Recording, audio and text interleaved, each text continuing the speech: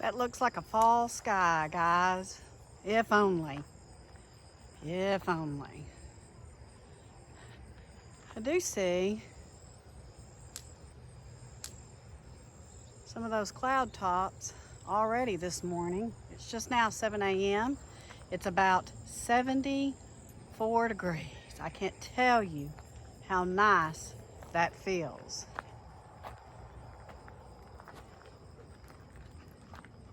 Does that not look like a fall sky to y'all? Maybe that's a good sign. Our sweet potatoes have just about exploded this week.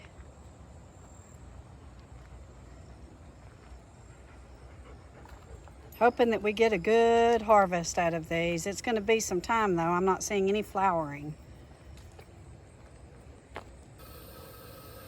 So it looked like it was going to come a deluge on us yesterday. Check out these videos. Pretty sure it's raining at the treetops, just right over yonder. And I can smell it. And there's a nice cool breeze coming from it. Over here. Over here. Over here.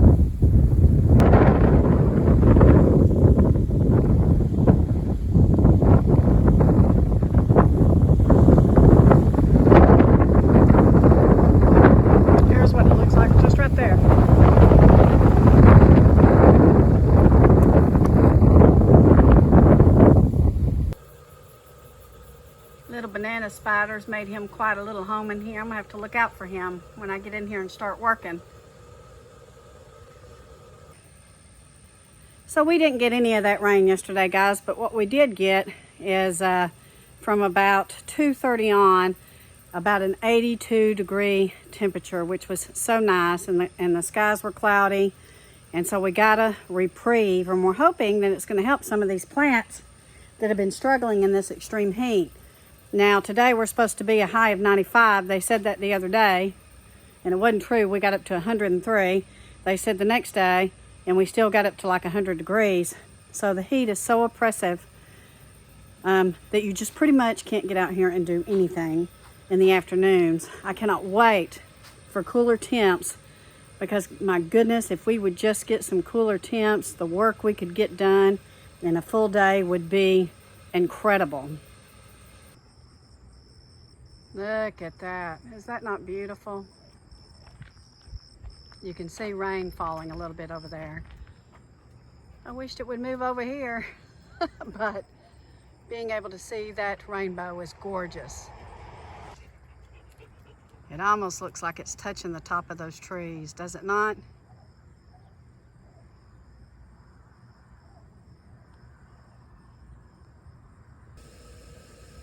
So I'm doing a treasure hunt this morning in my garden, and I'm finding, of course, beautiful bumblebees.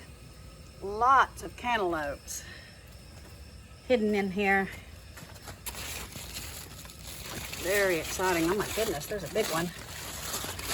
And it's really funny because I can smell them. I can smell them coming to fruition. There's another one in there.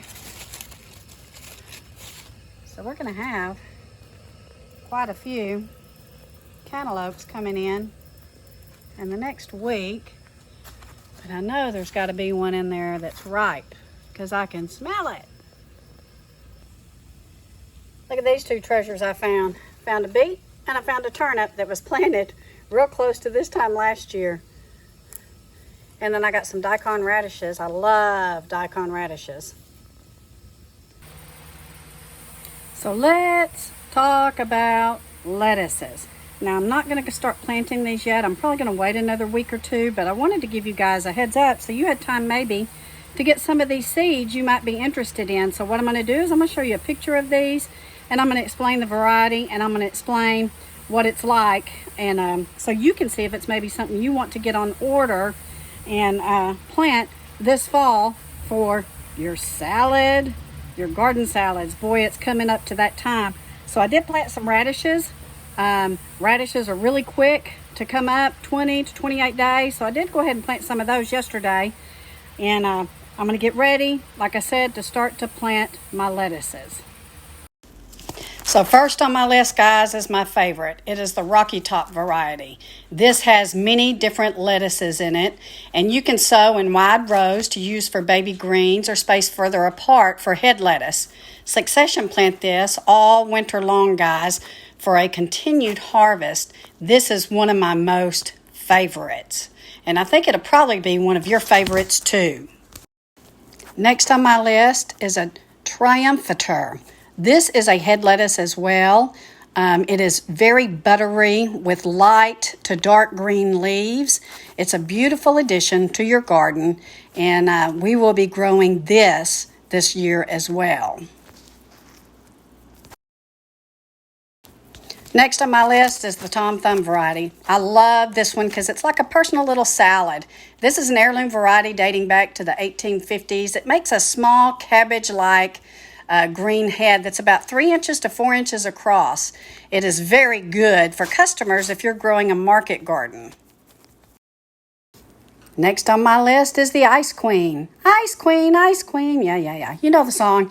Anyway, this is a French heirloom, and it has dark green color and slightly bitter interior. It's regarded as the best crisp head type.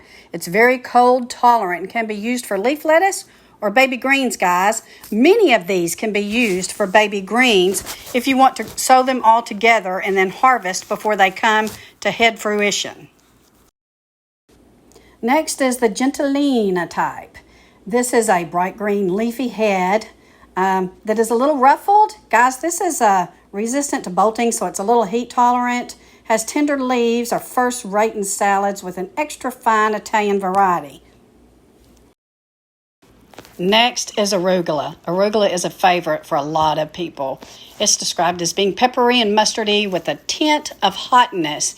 It adds zest to your salads, guys, and it is very delicious. There are a lot of people who look for arugula and who enjoy this in their mixed salads. I think you will too. Next is red romaine. Guys, this one is a brilliant color to add to your fall garden. This is a French heirloom, and it is a winter lettuce. It's very hardy, and cold intensifies the color, and it is superb for fall planting. So you should have pretty good luck with this one. So I hope y'all enjoyed that little presentation. So again, I'm not going to be planting any today. I'll probably wait for another week or two. Lettuces come to fruition very quickly. Another couple of things again that you might want to add to your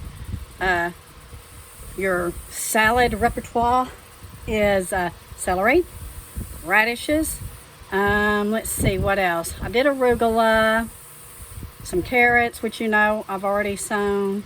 Really any kind of vegetable goes good in your salads. I've even put raw yellow squash in there, and it is so delicious, and it flavors it up tremendously. So I did go online, and I called a couple of the seed companies yesterday. Many of you may not know this about me, but my career for the last 30 years has been procurement, purchasing. Some of you may recognize that, but I've worked for small, medium, large, and global companies in their procurement department. So I'm also a very proactive person. So I like to call ahead and see where there may be concerns, and I did that yesterday. I called 3 of the main seed companies to inquire about shortages, and I was told that they really don't see any right now, but you do need to probably go ahead and get your seeds on order. And what you need to understand is that, like, everything that they're growing right now is for what they're going to be selling to us for the spring. So start looking for your spring seeds long before it's time to plant. And we do that every year. You know, if you've been watching me any extended amount of time, that I'm usually buying a season or two ahead, and that's what we've done. So another thing you might not know is some of it may not be necessarily seed shortages. It may be packaging shortages. So I was the packaging buyer for a company I work for, and what we have seen all this year and what we expect to see all next year is the paper mills are overwhelmed. They are over capacity. They will be over capacity for a very long time. And paper mills are where your cartons for your soft drinks, your cartons for your alcoholic beverages, your cartons for your pharmaceuticals, anything, any bottle of anything that comes in a carton is packaging goods, and there are great struggles trying to get that. And so the little envelopes that seeds come into could present a challenge too, since the mills are already at capacity and will be all throughout next year. So there's lots of other variables that go into our shortages that we may be seeing or hearing about. So keep that in mind. We're not just talking about maybe the goods that are in the packages. We're talking about the packaging that the goods come into. And in fact, it got so bad earlier this year that this is not known to the public, that a letter was sent to the President of the United States explaining that paper was in such short demand that it could affect our pharmaceuticals, our over-the-counters, and cause some significant disruption if not resolved.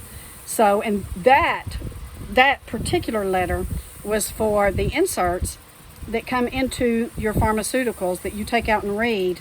So there was an issue on that, guys, a pretty serious one back in March, and that is not well known, but you can look it up and you can see that it's packaging that may be the issue and not necessarily the goods. So that's just a little bit of information for you guys to digest. But I did go out and look at Baker Heirloom this morning, and I typed in lettuce. I did not see any shortages, but again, it doesn't mean that there's not going to be as we get closer to fall planting, especially here in the South, because people are just now starting to order their seeds. So you do want to go on out there and get your seeds, and also you want to save your seeds. You know that we've been doing that, because the more you save your seeds, the more acclimated that plant and those seeds get to your environment, get used to your environment, and you will have better and better results each year that you're able to harvest and save your own seeds. So keep that in mind. Just because I called Johnny's, I called Everwild, I looked on Baker Heirloom, and I called True Leaf, spoke to customer representatives. I'm used to that, guys, because I've been in procurement. I'm always calling to see where are we at, what do we look like, are we going to be in trouble in a month, are we going to be in trouble in 6 months. And right now they're telling me that they don't see any issues. And although there has been an unprecedented increase, all of them said this, there's been an unprecedented increase in orders, because people since the 19 situation, 20 situation, people really started to grow their own gardens and wanting to grow their own food. They have seen unprecedented demand, but they're preparing, and it sounds like they're doing quite a good job. Now, there may be some varieties that are hard to come by, and that really depends on, and this is what all three of them told me, that depends on whether they had some crop issues or some crop failures. And there was a couple, but all in all, I was told that they are doing fine. They have been able to adapt to the increased demand, but that doesn't mean it's going to continue. So do go ahead and get probably your fall and your winter vegetables, and I'd go ahead and buy your spring seed now as well, which we've already done. I've ordered some from Everwild, and I think I did a video on that. Just try to stay a season or two ahead. So thank you so much for watching. We appreciate all of you. Again, we try to be proactive and give you guidance and give you good information on what maybe you want to grow or what you can grow.